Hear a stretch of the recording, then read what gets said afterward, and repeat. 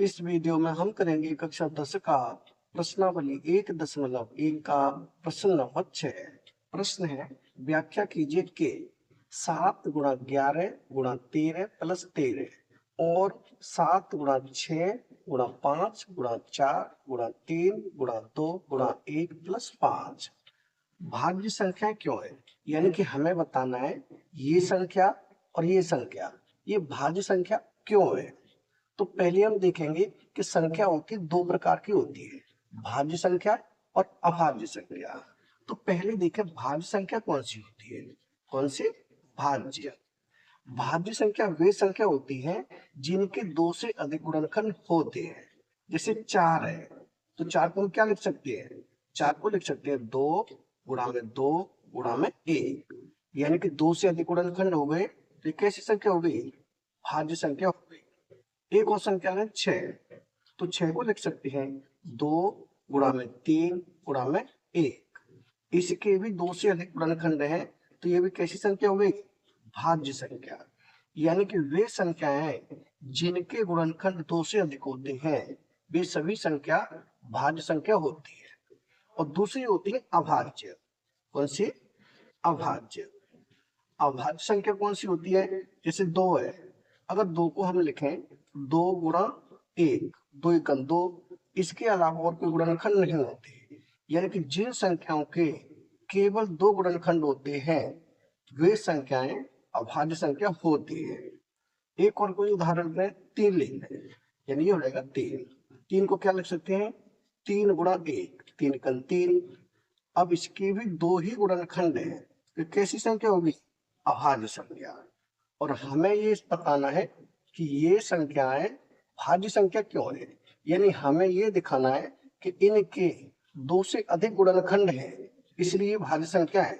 तो पहले करते हैं इसे, यानी कि संख्या है ये है 7 गुणा में है 11, फिर है गुणा में 13, फिर है प्लस, क्या है? प्लस है, प्लस में है 13। अब इसमें हमें ये दिखाना है कि इसके दो से अधिक गुणनखंड है, तभी तो ये भाज्य संख्या होगी। तो क्या करेंगे, हम देखेंगे एक पद तो ये हो गया, दूसरा पद ये हो गया।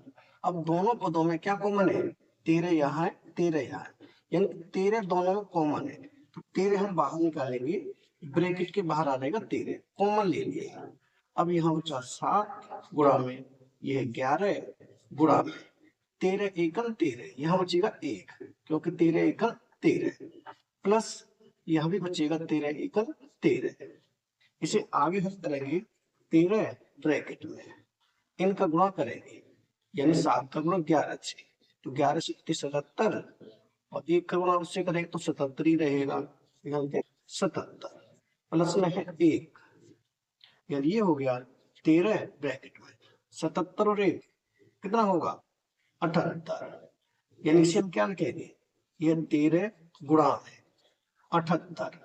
अब 78 के और भी गुणनखंड किए जा सकते हैं, दो गुणनखंड तो ये है और 78 के और भी गुणनखंड किए जा सकते हैं। इसका मतलब ये है कि इसके दो से अधिक गुणनखंड है, और जिस संख्या के दो से अधिक गुणनखंड होते हैं वे संख्या कैसी होती है? भाज्य संख्या होती है। तो यहाँ लिख देंगे इस संख्या के दो से अधिक गुणनखंड है, या केवल ये लिख लें दो से अधिक अधिक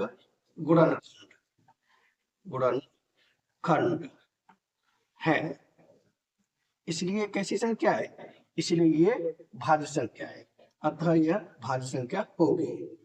अतः यह भाज्य संख्या है। यही हमें दिखाना था कि ये भाज्य संख्या क्यों है। तो हमने दिखा दिया कि इसके जो गुणनखंड है दो से अधिक है, इसलिए कैसी संख्या है? भाज्य संख्या है। अब हम करें इसका दूसरा भाग। दूसरे भाग में संख्या क्या है?